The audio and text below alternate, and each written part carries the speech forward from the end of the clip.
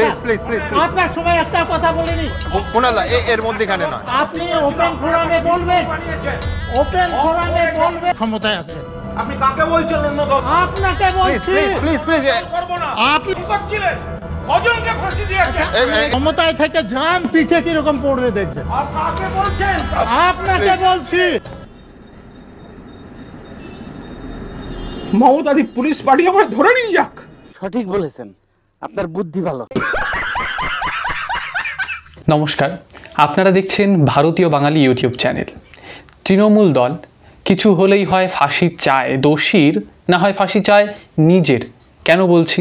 কারণ আমাদের এই ছোট বাবু যিনি রয়েছেন, যদি এক মাসের মধ্যে কেন্দ্র, তিনি কতবারই না সিবিআইকে বললেন আমি ফাঁসির মঞ্চে ঝুলতে প্রস্তুত যদি আমি দোষী প্রমাণিত হই।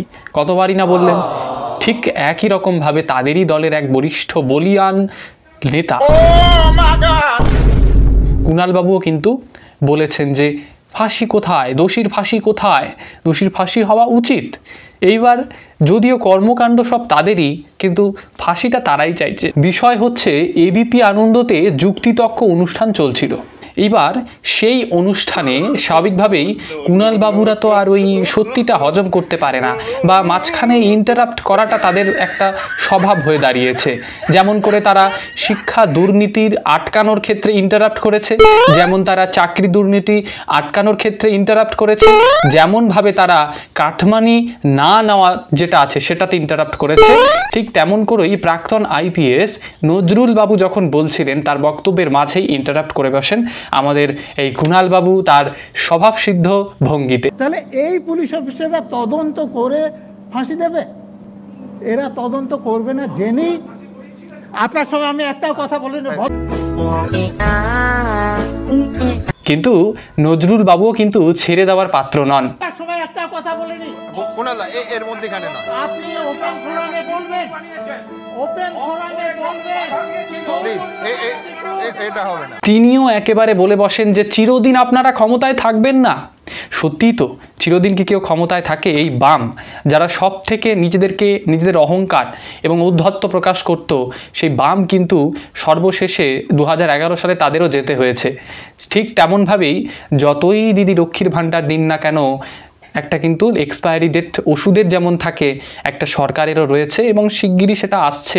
2026-এ কি হতে চলেছে সেটা কিন্তু বলা খুবই মুশকিল। ভদ্রতা শিখুন please please please please please please একদম কুনালদা তখন আপনাদের খুঁজে পাওয়া যাবে না।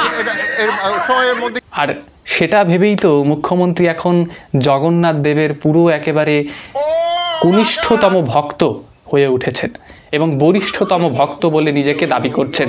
ওই যদিও যখন নারকেলটা ফাটাচ্ছেন সেটা WWE যেটা আমরা দেখি, মানে ওই তার ফুটবল ম্যাচ যেগুলো হয়, খেলা হবে ফুটবল ছুঁড়ে মারেন, ঠিক তেমনভাবেই তিনি যেন সেই নারকেলটা ছুঁড়ে মারলেন। তিনি ধর্ম করতে আসেননি, তিনি খেলতে এসেছেন। সত্যিই তো 2026-এর যে ভোট, সেই খেলাকে কেন্দ্র করেই তো তিনি ধর্মকে নিয়ে খেলতে নেমেছেন।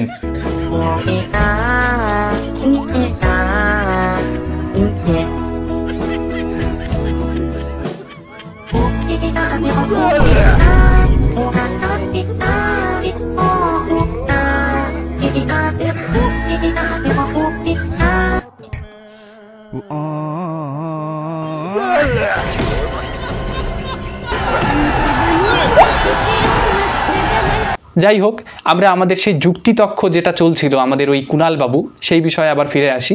তো কুণাল বাবুকে আইপিএস বাবু একেবারে ধুয়ে দিলেন, একেবারে রীতিমতো। আর কুণাল বাবুকে সত্যি এটা বলা ঠিক হয়নি যে ক্ষমতা থেকে চলে গেলে বুঝবেন পিঠে কি পড়বে। ক্ষমতায় থেকে যান, পিঠে কিরকম পড়বে দেখবেন। আপনাকে বলছি।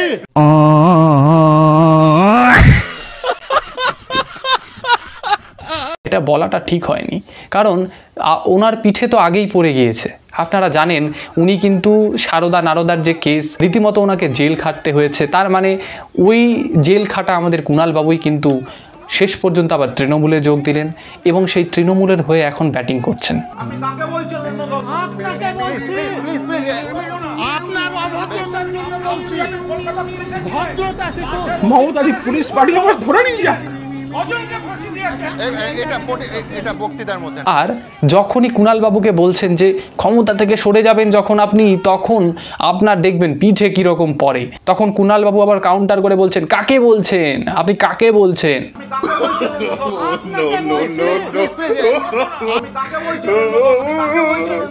আর এই সমস্ত শুনে তো পাবলিকও তো চুপ থাকতে পারেন না, তাই একজন কমেন্টে রীতিমতো লিখে বসেছেন কি, গন্ডারের চামড়া মোটা কিন্তু কানটাও কি খাটো। আপনাকে বলছি। আরও একজন কমেন্টে লিখেছেন, কুণাল ঘোষের চামড়া খুব মোটা। আরও একজন বলছেন, কুণাল ঘোষ একটা ছোট লোক, জেল খাটা আসামি, লজ্জা নাই ওর।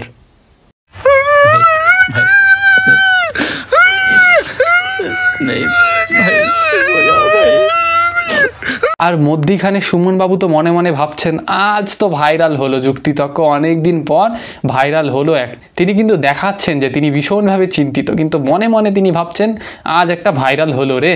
আবার ওইদিকে এমনভাবে কুণাল ঘোষের দিকে তাকিয়েছেন, তিনি কিন্তু একটা বিরক্তির প্রকাশ করছেন যে কেন এই মহাশয়কে আমি প্যানেলে ডাকি আর কন্ট্রোভার্সি হয়ে যায়, একে প্যানেলে ডাকাটাই আমার উচিত হয়নি, তিনি বোধহয় মনে মনে এটাই বলছেন। এটা হবে না।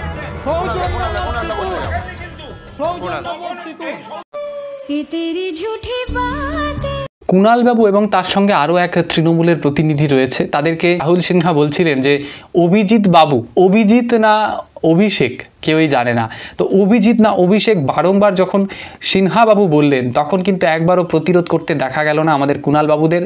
তাহলে দেখুন তাদেরই মনে মনে একটা ফ্রাস্ট্রেশন রয়েছে এই আমাদের ছোট বাবুকে নিয়ে, সে কারণে তারা কিন্তু উত্তরটা দিতে চাইলেন, কিন্তু শেষ পর্যন্ত তিনি তার কুণাল বাবু তার পাশের জনকে এইরকমভাবে হাত দেখিয়ে থামালেন। একটু বিভাজনটা দেখিয়ে দিই। অভিষেক ব্যানার্জি, তার পোস্টারে নাম নেই, অভিষেক ব্যানার্জিকে ডাক নেই। অভিষেক ব্যানার্জি নিজে অভিষেক বলেছেন, অভিষেক ব্যানার্জি নিজে বলেছেন 93 থামানোর পরেও কিন্তু তিনি অ্যান্সারটা দিতে পারলেন না। শেষ পর্যন্ত আমাদের যে সুমন বাবু রয়েছে, তিনি কিন্তু সবটাই একেবারে জল ঢেলে দিয়ে বললেন, একেবারে সেই আমাদের বিষয়বস্তুতে ফিরে আসি, আপনারা দয়া করিয়া আর সেই ছোট বাবুদের নিয়ে মাতামাতি করিবেন না।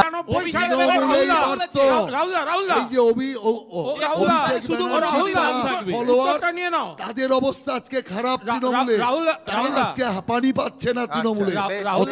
আমি আবার বলছি, আমার কাছে ওই 9 বছরের বাচ্চা মেয়েটার জীবন এবং সেই নিয়ে আলোচনা এই রাজনীতির মেন স্ট্রিম এবং সাইডলাইনের থেকে অনেক গুরুত্বপূর্ণ। এত কুণাল বাবু ফেসবুকে একটা পোস্ট করেছেন, লিখেছেন কিছুটা মিষ্টির একটা ছবি দিয়ে লিখেছেন, জাস্ট মনে করলাম আজ বিশ্ব ডায়াবেটিস দিবস। এবং এরপরে কমেন্টসগুলো একবার দেখুন। একজন কমেন্টসে লিখেছেন, সারদার টাকা চুরি মামলায় জেলে বন্দি থাকাকালীন আজকের দিনে কি মিষ্টি দেওয়া হতো নাকি?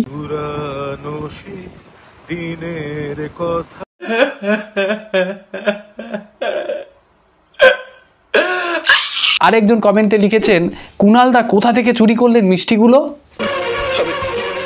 আমি বিশ্বাস করি না। আরও একজন কমেন্টে লিখছে, যে সারদা নারদা টাকা ঝেড়ে দিতে পারে তার কাছে এই রসগোল্লা তো কিছুই না রে পাগলা।